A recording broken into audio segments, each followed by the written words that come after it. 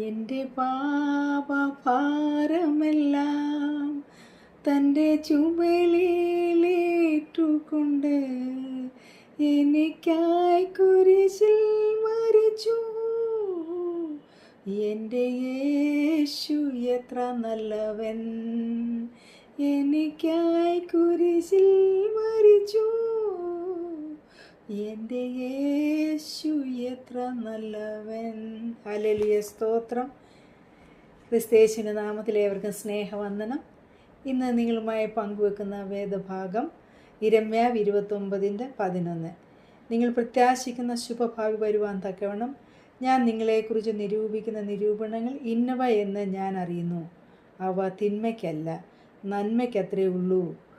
നന്മയ്ക്കത്രേയുള്ള നിരൂപണങ്ങൾ എന്ന് യഹോവയുടെ അരുളപ്പാട്. ആമീൻ. ദൈവം നമുക്ക് വേണ്ടി ആലോചിക്കുന്നതെല്ലാം നന്മയ്ക്കായാണ്. നാം കഷ്ടങ്ങളിൽ കൂടി കടന്നു പോകുമ്പോഴും ദൈവം നമുക്ക് പ്രത്യാശയുള്ള ഒരു ഉജ്ജ്വല വഴി ഒരുക്കുന്നുണ്ട്.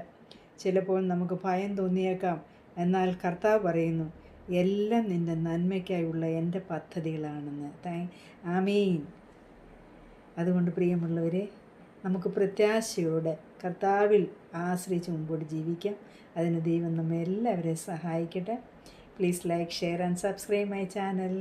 Thank you so much guys. Thank you. Have a nice day.